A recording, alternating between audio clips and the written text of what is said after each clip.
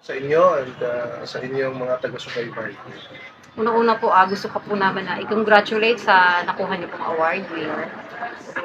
Congratulations po. Salamat po. Maraming salamat.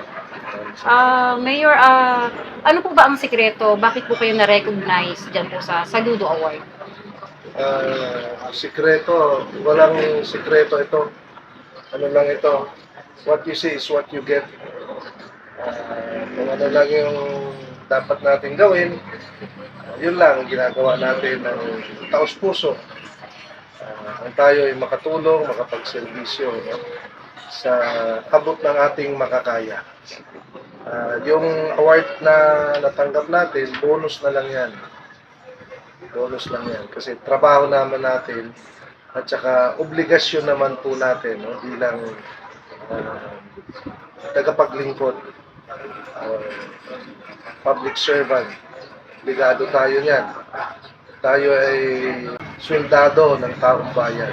Obligado tayo na magtrabaho at gawin kung ano ang tama at kung ano ang nararapat. Wala pong sikreto na formula yan. Ang ano lang dyan is magtrabaho at gawin kung ano ang dapat. So, Mayor, ano po yung criteria at saka sino yung nag-nominate sa inyo? Yung pag-nominate, tinanong ko sila niyan, hindi ko kasi alam kung paano nila akong nahanap. Ang ano lang is may nag-nominate na private individual. Tapos yung criteria is nag-iikot sila. Tapos meron silang group of individuals na nag-gather ng information. Parang background investigation, bakang gano'n. And nung pinost na sa Facebook, parang tinitingnan nila kung merong negative reactions o negative comments regarding sa nomination. Criteria naman, ang alam lang natin is yung kung ano yung mga nagawa natin na maganda o nakatulong to uplift the lives of other people. Wala namang special talaga na ano. Basta tayo, ginawa lang natin kung ano yung trabaho na dapat natin gawin. Yun, Mayor, yearly na ba yun? Ginagawa ng... Ang pagkakalam ko, yearly nilang ginagawa. And it was the 10th Saludo Awards for Excellence and Humanitarian Service. No? Pang-sampu na nila. Sa palagay niyo po ba, Mayor, malaking factor yung nag-viral niyo na post na meron kayong tinulungan nung may na-aksidente? Siguro, may nakakita siguro. Doon na biyahe ako papuntang Manila, yung nangyari na disgrasya o nagkaroon ng aksidente sa harapan ng van na sinasakyan ko. Tapos tumulong lang naman tayo. Hindi naman natin akalain na magkakaroon ng ganong karaming atensyon yung pagtulong. And somehow, no, nagkaroon niya ng positive influence siguro sa nomination. Pero yung ano lang natin doon is makatulong. Hindi ko nga alam na naka-video ako doon.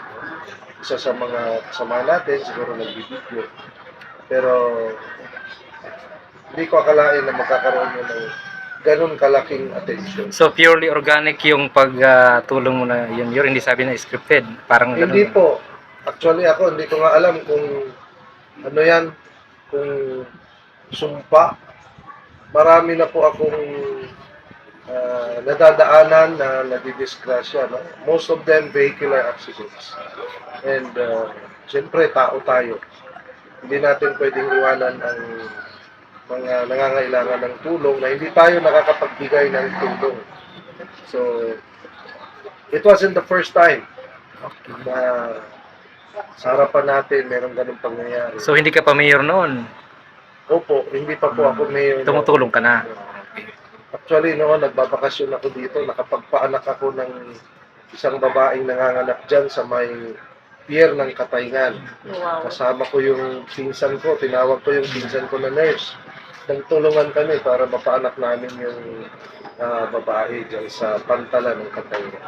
Marami pang mga pangyayari na sa tingin ko kaloob ng Diyos na dinadala tayo doon sa mga pagkakataon na kung saan nagagamit natin yung ating kalaman sa pagtulong o yung pag-rescue sa mga, lalo na yung sa ganung sitwasyon, vehicular accidents. Hindi lang siguro 20 beses na sa buhay ko, maraming beses na. And isa lang yun sa nagkaroon ng malaking atensyon.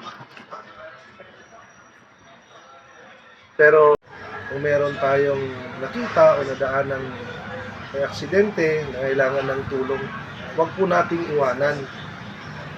Bagkus, tulungan natin kung anong may tutulong natin.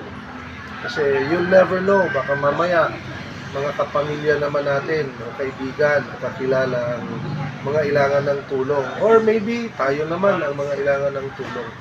Spread the love. Spread and share the love.